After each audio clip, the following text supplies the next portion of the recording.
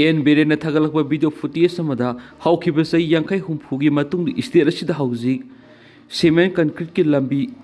Side drainage याउना सेमलिबा मफम खरसिदी चही 30 निफुदी लंबी फतबिगी वाथोकी लैररोइदना हाइबा वाफम याउना video footage मयामदा share तौरक्ली।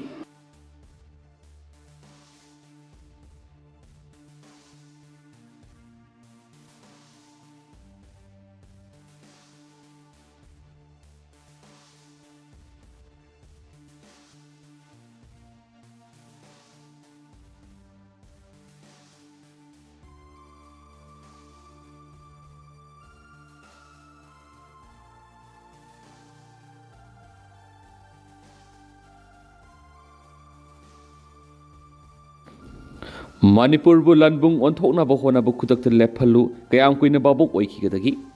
Manipur corona virus लैना लैसा संदोरखिब मतमदुदा मियामना सही अनि हेना मपान थोकना सुबो नोमा ngамखिदबदा नतना वायरस असिना मियोय क्यागी पुंसि पिखमनखिब मियोय क्या अमना पॉजिटिव ओइबदगी सिनिंग सित हिंगौखिबा दुदगी मियामगी पुंसि अमसुम सिटमिलोंदा अवाब सैथेंग पिरखि। वायरस असि लाक्सिनख्रबा मतुंग सुफम नोमफम खांगदबा पोथोक पोथोकपगी सांग हंथरखिबा अमदी ललोन इतिकता अचौब सैथेंग मयुनखिबा दुदगी ngasi फावबा हवटपा ngamdana लैबि यावरि। मसिगी मतुंग अतोपा वायरस लैसत मथंग मथंग संदोरकपा अमदी इसिंग इचाव थोकदुना मियाम मरु ओइना लौमीसिंगदा अवाब सैथेंग मयुनबदगी पोथोक सथोक मरंकायना पुथोकपा ngamdabigi अवाब कोक्त्रिङैदा हौखिबि इंग्लिशिंग अनिगा कुनगो हुमदोगी मे अहुमदगी इलीगल इमिग्रेंट सिन कुकी जौ नरकोटिरसिंगना लांदारक्तुना अपुनबगी सक्तम थुगायरक्तुना कुकी सिंग खक्तगी ओइबा लेजिस्लेचर यावबा सेपरेट एडमिनिस्ट्रेशन की डिमांड की वाथोक की वारोइसिन पुरक ngamdana लैदि। सही अहुम अपुंग फाजिलक्लबा वाथोक असिगी मतांगदा येलो फ्रुटमी मीतई सिंगना अपुनबगी सक्तम थुगायनबा लांदारखिबसिंगी मयुक्ता लान ngakpagi थबक सथबदा नकलनिगी मरक्ता खुलाइगी मुकनबा आम कन्फ्लिक्टना मरम ओइरगा लंजेनरखिबा मियोय लिसिंग हुम्फु हेनमना लैंगाकना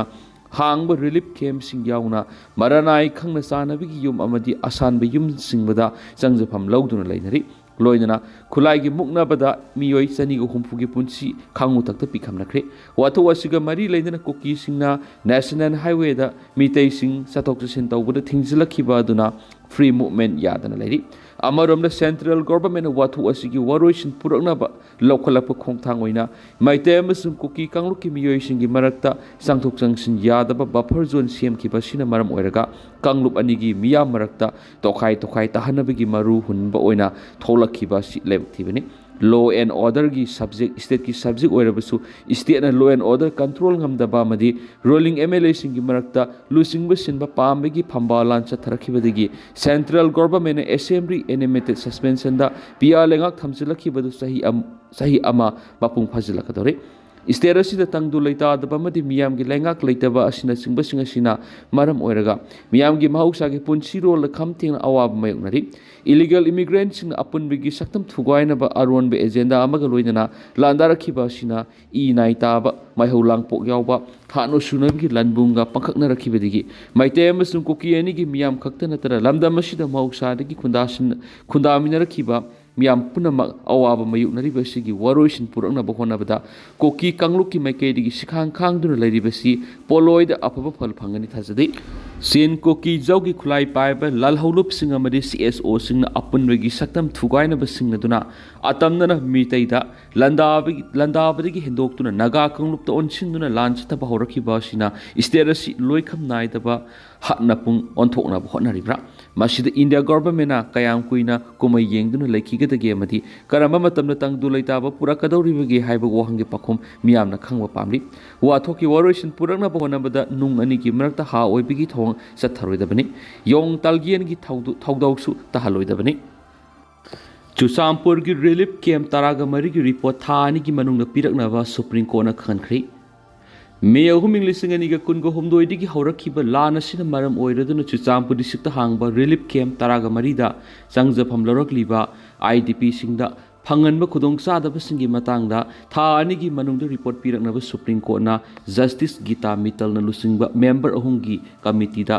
डायरेक्शन पिख्री। सुप्रीम कोर्ट की डायरेक्शन असी ngarang चीफ जस्टिस सूर्यकांतना लुसिंगबा जस्टिस दीपंकर दत्ता अमसुम जायमालिया बक्स याव बेंच अमना खनखिबनि। एपेक्स कोर्ट असिदा एंथोनी नाउलक कौबा पिटिशनर अमन चुचामपुर डिप्यूटी कमिश्नर की मथक्ता SLPC नंबर 1456 ऑफ 2026 फाइल तौरक्तुना डिस्ट्रिक्ट की रिलीफ कैम्प तरागा मरीदा संगजफम लौरक्लबा मियोइसिंगी नोमगी पुंसीदा तंगाई फदना संगबा पोलमसिंग फंगंद्रे हैरखिबने पिटिशनर असिना वाकत असे सुप्रीम कोर्ट फाइल तौरक्तुंगी मंगोइनना high court of Manipur file तौखियारी अदुमैना हाई कोर्ट की मैकैदगी वाथोक असिगा मरी लैनना मेंबर अहुमना साब कमिटी अमना थिजिलिबनी हाइदुना वाकत अदु खनखिदबने हैरी मरम असिदगी हाई कोर्ट ऑफ मणिपुर की फिरेप अदुगी मयोक्ता सुप्रीम कोर्ट वखलखिबने एपेक्स कोर्ट नंगरांग मैटर असि लौखलकपदा स्टेट ऑफ मणिपुर की मैकैद एडिशनल सोलिसिटर जनरल असोनी भक्ति न लेखी अदुगा चुचामपुर की रिलीफ कैम्प सिंग लैबा IDP सिंग की मतांग पिछलप वकत चिरोल की जस्टिस गीता मितल की कमिटी द खुशनखरे अमसु कमिटी असिन येंगसिली हाइना फोंदोखी अदुमैनामा कोर्ट की मैकैद की कमिटी असिन वकत असिगा मरी लेना यारिबा मखै था अनि की मनुंग रिलीफ कैम्प तरागा मरी असिगी रिपोर्ट पिखलकनाबा डायरेक्शन पिखिबने हारि कापनारिंगै प्रिजन अमदगी इस्लामिक स्टेट ग्रुप की मेंबर सामगा कुन्नान थोक्तुना सेंखी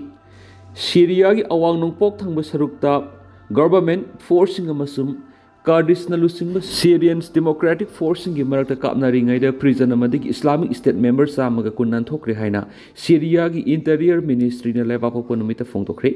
नाथोकिबसिंग की मनुंगदा मार्फुगा मथोई सिक्योरिटी फोर्सिंग अमुक फारे मसुम लेमहौरिबा मिसेनसिंग अदु फानबा मसुम मखोगी मथक्ता मथौ ताबा लोगे बथौरांसिंग पेखतनबा कन होटनरी हाइना इंटीरियर मिनिस्ट्री ने सिरोल अमदा हाइकी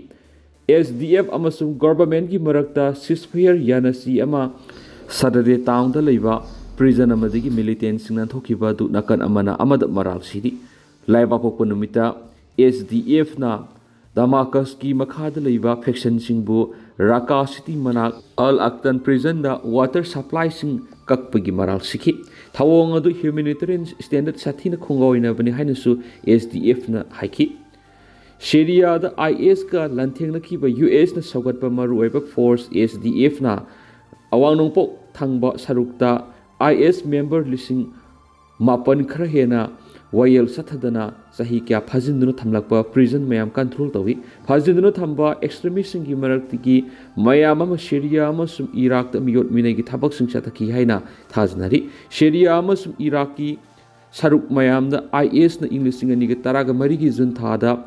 कैलिफेट अमा सेमली हाइन लौथोख्रबा मतुंगदा एक्सट्रीमिस्ट सिंगना मियोट मिनेगी थबक सिंग सथकी हाइनसु पाउक्सदा रिपोर्ट तौरी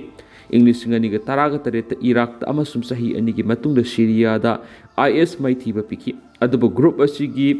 स्लीपर सेल सिंगना हौजिक फाव लैबाक अनिमक्ता तमथीबा अटैक सिंग चथरी नुमाइजु नुमिता लाउथोखिबा याना CM की मखादा गवर्नमेंट फोर्सिंगना